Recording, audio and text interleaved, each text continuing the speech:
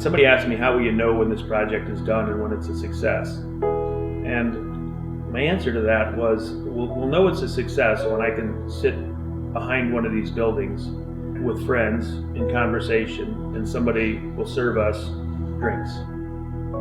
That will be a win. And 2 years after we started, we did just that. My name's Todd Thompson, and for about the past 7 or 8 years, we've been working on the revitalization of downtown Pekin. Pekin is my hometown, and the project really started when I realized how bad a shape my hometown had become. The historic business district was blighted. We had about a 72% vacancy rate.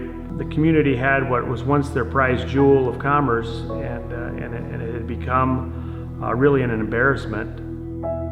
I kind of quit being from Pekin. So when I talked to somebody about my hometown, I would just say I was from Central Illinois. I really quit being from Pekin because of the shape it was in. And I realized probably some maturity on my part, but realized that you can't quit being from somewhere. But what I could do is do something about it. I could change the town, if only one building at a time. And so I called Steve, who's my partner, and I said, what do you think about doing something in Pekin? What if we bought some buildings down there and started fixing up the downtown? And I think he laughed and said, there's no way. When we got here, it was vacant. The people that did work here went home, the city went away. And just trying to save some of those treasures and some of those memories. A lot of these buildings have a tremendous amount of history, and a lot of them are tied back to a lot of the families that are still here in Pekin. In our inventory, we found that there was a very high density of blighted buildings in the 200 block, and that's where we started. It was terrible. The backs of the buildings were full of cars and mattresses and dead pigeons and raccoons, and it was really rough. So really the premise behind From Vacant to Vibrant is replacing the old practice of acquisition and demolition with a new practice of stabilization and occupation. We not only stabilize our buildings to be long-term sustainable buildings, but we also build entrepreneurs out of the local community to be long-term sustainable tenants. The spirit of entrepreneurship in the United States is alive and well.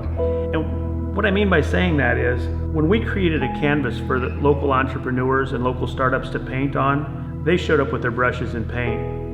Every time we've had a building available, people knock on the door and want to know, how can they engage? How can they be involved? What's it mean to lease? And what we found is we can build a business around anything that somebody is passionate, knowledgeable, and willing to work hard at. And so we didn't set out to be entrepreneurial coaches, but that's become a big piece of what we do. It's really kind of become a no-brainer that our process works. Our process opens doors in blighted districts. Our process has a very positive impact on the taxing districts, on the community, on the city staff.